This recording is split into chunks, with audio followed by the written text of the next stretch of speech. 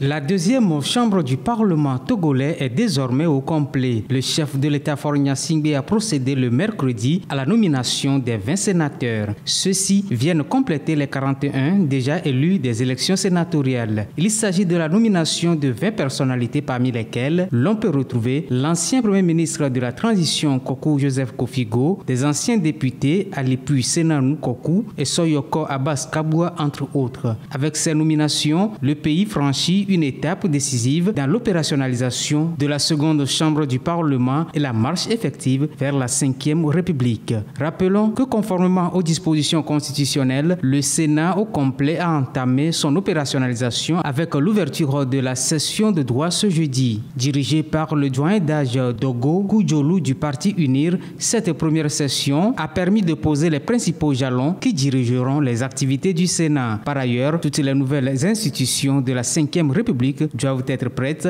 à fonctionner avant le 6 mai prochain, délai transitoire laissé par la nouvelle Constitution. Un nouveau projet de loi vient d'être adopté ce jeudi par les députés de la première législature de la 5e République réunis en séance plénière. Il s'agit de l'autorisation de la prorogation de l'état d'urgence sécuritaire au nord du Togo pour une durée de 12 mois. En vigueur depuis 3 ans dans la région des Savanes, cette nouvelle reconduction, après celle de mars 2024, intervient dans un contexte où la menace sécuritaire demeure. Selon les autorités, cette mesure permettra de renforcer la riposte face aux incursions terroristes, d'adapter les stratégies de défense et de poursuivre les efforts engagés en matière de protection des populations et de sécurisation du territoire. Depuis juin 2022, plusieurs restrictions ont été mises en place pour limiter les risques. Parmi elles, la limitation des déplacements et des rassemblements nocturnes, ainsi que des mesures spécifiques comme la fermeture des bars avant 20h et la réglementation des horaires des mariages, des veillées funèbres et de prières. Par ailleurs, les appels des muezzins sont désormais restreints aux grandes mosquées de quartier. Si la prorogation de l'état d'urgence vise à garantir la sécurité et la stabilité de la région, elle implique également des sacrifices pour les populations locales. Les restrictions en place modifient les habitudes de vie et affectent certains secteurs économiques. À terme, l'enjeu sera de trouver un équilibre entre la lutte contre l'insécurité et le maintien d'un cadre de vie soutenable pour les habitants.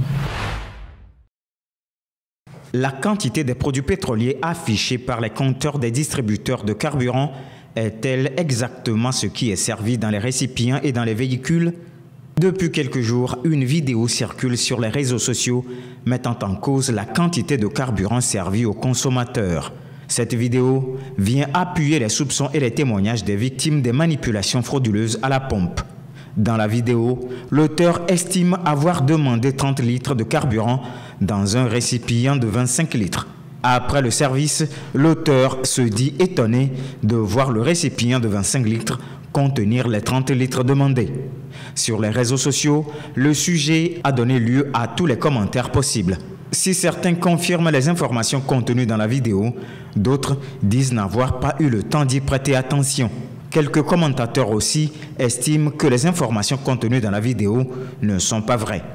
Cette vidéo a fait réagir aussi des associations de défense des droits de l'homme et des droits des consommateurs. Le mouvement Martin Luther King s'est aussi indigné. Dans un récent communiqué, le mouvement appelle les compagnies pétrolières à faire la lumière sur les allégations des uns et des autres sur la fiabilité des services dans les stations. Il interpelle aussi le ministère du Commerce pour situer l'opinion. Interpellés sur la question, la plupart des pompistes ont préféré garder le silence. Pour l'heure, les stations-service et le ministère du Commerce n'ont pas encore réagi. Tout compte fait, la polémique continue de s'enfler autour de ce phénomène de fraude à la pompe.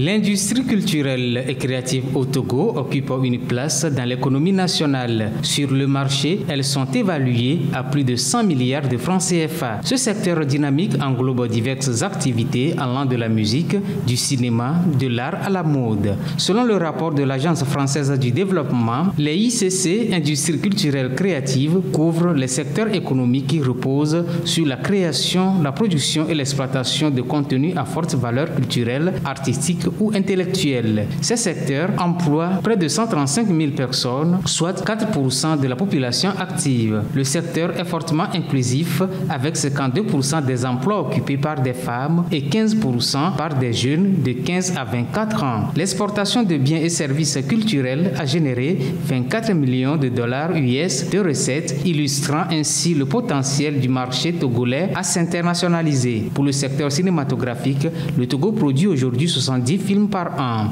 Toutefois, plusieurs défis persistent, notamment le faible accès au financement, le manque de compétences techniques et des infrastructures de diffusion limitées. Les autorités et les acteurs du secteur culturel sont donc appelés à multiplier les initiatives afin de soutenir et de valoriser ces industries qui représentent non seulement une source de revenus, mais également un levier essentiel pour le rayonnement culturel du Togo. Il faudra ainsi renforcer les infrastructures, développer des formations adaptées et encourager des partenaires publics-privés pour maximiser le potentiel de ce secteur prometteur.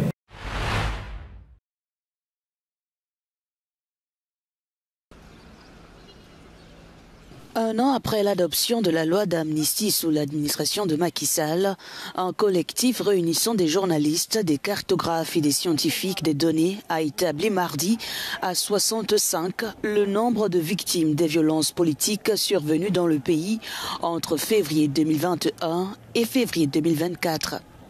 Amnesty International, qui a participé au projet, demande l'abrogation de cette loi, la qualifiant d'obstacle majeur à la justice, à la vérité et à la réparation des victimes. Le Premier ministre Ousmane Sonko a annoncé le 27 décembre dernier que son gouvernement déposerait un projet de loi pour abroger la loi d'amnistie. De plus, les nouvelles autorités ont annoncé le versement d'une aide financière à près de 80 familles des victimes de ces manifestations.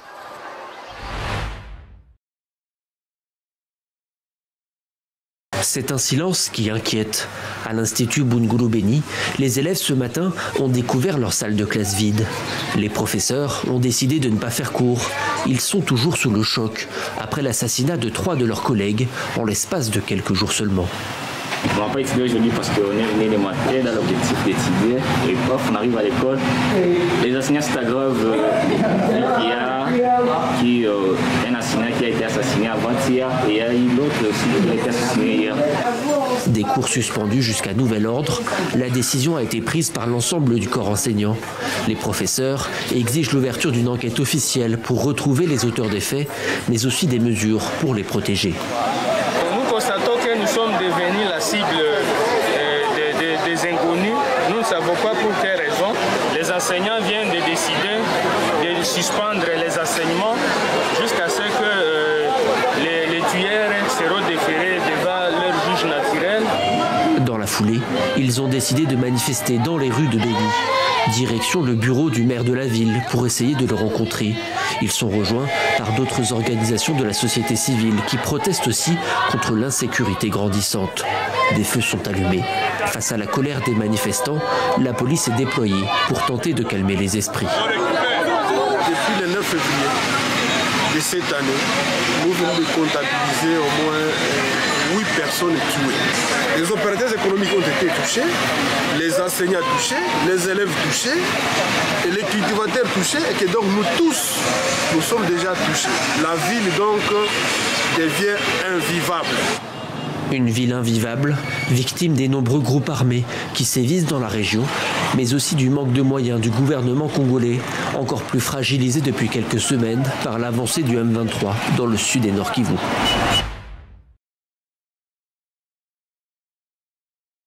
La vie de Chantal Ndévili a basculé il y a 3 ans lorsque son village d'Idamanturo, dans l'extrême nord du Cameroun, a été attaqué par Boko Haram. Cette agricultrice a trouvé refuge ici, à Wurotada, à une trentaine de kilomètres, et survit en travaillant pour d'autres. Certains jours, on l'emploie à ramasser des tiges sèches de mil qui serviront à refaire les toits des maisons. Elle touche alors 500 francs CFA, moins d'1 euro. Les autres jours, elle n'a aucun revenu.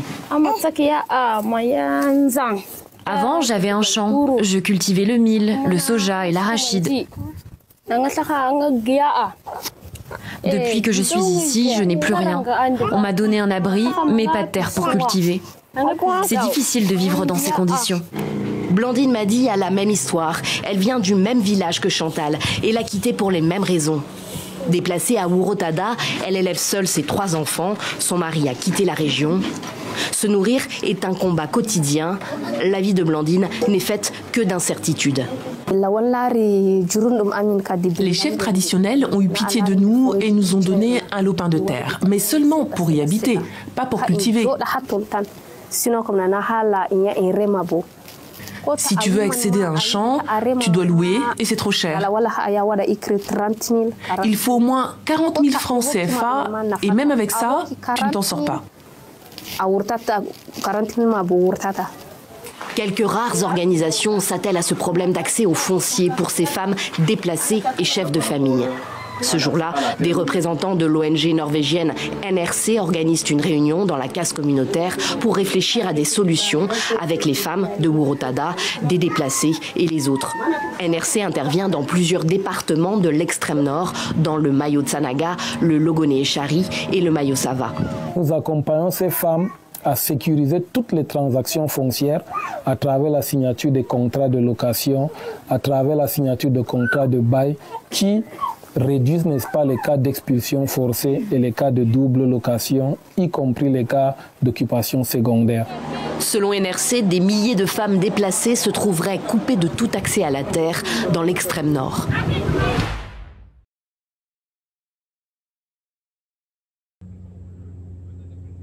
Un rapport de l'Organisation des Nations Unies fait état de graves violations des droits de l'homme en République centrafricaine. Ces exactions ont été dirigées et coordonnées par des éléments des Wagner Tiazande, WTA, un groupe armé ayant des liens avec l'armée nationale.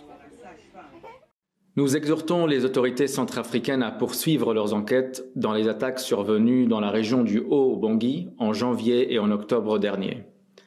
Des groupes, dont un affilié à l'armée centrafricaine, ont commis de graves violations des droits humains, principalement à l'encontre des communautés musulmanes, ainsi que des réfugiés et demandeurs d'asile soudanais. Au moins 24 personnes ont été tuées dans ces attaques.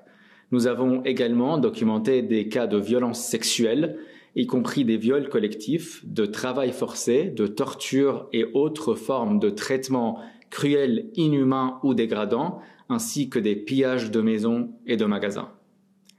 Ces horribles crimes ne doivent pas rester impunis. Selon le rapport de l'ONU, les Wagner Tiazande ont attaqué les villes de Dembia et Rafai dans la préfecture de Mbomou début octobre 2024, ciblant principalement la communauté Peul et d'autres musulmans, ainsi que les camps de réfugiés. Le Gabon se prépare à élire son prochain président et comme on pouvait s'y attendre, le général Brice Oligui Clotaire sera dans l'arène face à une opposition qui peine à s'organiser. Le nouveau code électoral et la constitution ont récemment fait sauter les verrous qui interdisaient aux militaires de briguer la magistrature suprême. Les militaires, c'est d'abord des citoyens gabonais. Et si un militaire, après avoir été au centre du coup de libération, désigné coup de libération au Gabon, accepte de briguer la magistrature suprême, c'est parce que le corpus, les textes normatifs le lui permettent. L'opposition, qui avait désigné comme ligne rouge la participation des militaires au scrutin, dénonce un processus biaisé et précipité, orchestré par le Comité pour la transition et la restauration des institutions pour servir les intérêts du désormais candidat à la présidentielle. Oui, une élection ne se prépare pas à 2 mois. Une élection se prépare au lendemain de la victoire de son ennemi. Ça voudrait dire que ces hommes politiques qui estiment que c'est précipité ne sont pas prêts et ne seront jamais prêts. Mais il est important pour nous de sortir de cette transition et de revenir à l'ordre constitutionnel.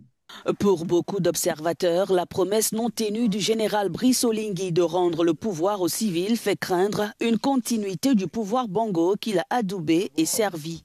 Entre avoir la continuité du système Bongo et ne plus pouvoir être en action, ne plus pouvoir vaquer librement à ses occupations, être pendant 14 ans dans une espèce de cruauté, où votre voix ne comptait plus, ce serait faire de la myopie marketing, penser que c'est la continuité. En quoi ça aurait été la continuité?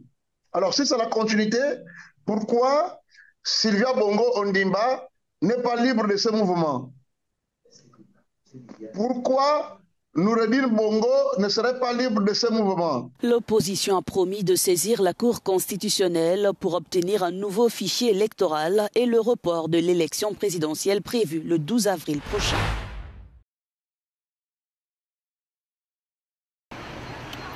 Insultant, c'est ainsi que le ministre des Affaires étrangères du Lesotho a qualifié mercredi les propos de Donald Trump remettant en cause l'existence de ce pays d'Afrique australe. Le président américain a, dans un discours devant le Congrès, déclaré que personne n'avait entendu parler de ce pays et ne l'avait visité, fustigeant dans la foulée l'aide américaine au Lesotho. 8 millions de dollars pour promouvoir les LGBTQ+. Dans cet état, c'est un gaspillage, a fait savoir le locataire de la Maison-Blanche, engagé dans une politique de coupe budgétaire inédite. Pourtant, en septembre, Elon Musk, un des membres de l'administration Trump, a échangé avec le Premier ministre du Lesotho sur les opportunités d'affaires. Le Lesotho est un pays montagneux d'environ 2 millions d'habitants encerclé par l'Afrique du Sud. Ses autorités ont proposé à Trump de visiter ce pays qui abrite une ambassade américaine. Donald Trump a-t-il consulté son ministre des Affaires étrangères avant ses déclarations? Pas sûr.